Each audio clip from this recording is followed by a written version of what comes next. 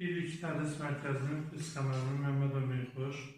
Bugün abituriyentlərin ən çox maraqlandıran və ən çox çətinlik çəkdiyi suallardan birini lövhəyə qeyd etmişik.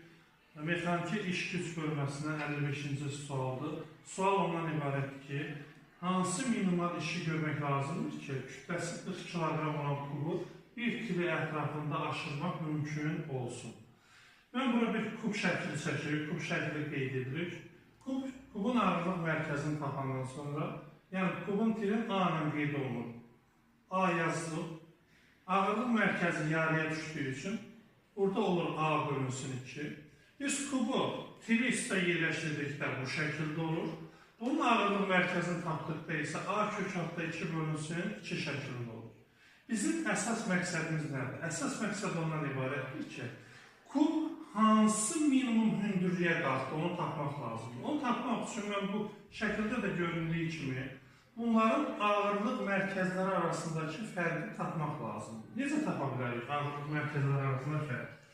Bu A bölü 2'dir, bu isə A kök altda 2 bölünsün 2 olduğundan. Onda yazıram, bax bu kiçik H işarəli yeri tapmaq lazımdır. Onda H bərabərdir. A kök altda 2 bölünsün 2, çıxılsın A bölünsün 2. Bildiyimiz kimi bunların mərkəzləri bərabər olan kəsirləri çıxma qaydasından istifadə edirik. Onda 2, A kök altda 2, çıxılsın A.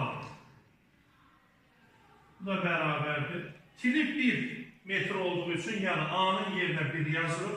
Kök altda 2'nin 1,4 verdiği için onda belə olur ki, 1,4'ü 1'e vuranda, belə 1,4 edir, çıxılsın 1 bölə 2. Bu da bərabər olur 0,4 bölünsün 2. Bu da bərabər olur 0,2 metr.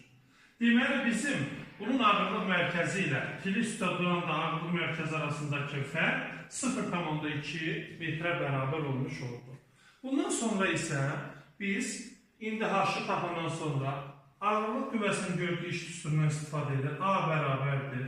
M, J, H düsturundan bərabərdir.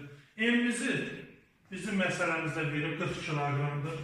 40 vurulsun 10. H-ı da bayaq tapdığımız kimi 0,2 bərabər oldu. Onda hamısını bir-birinə vurduqda burada eləyəcək 80 joule.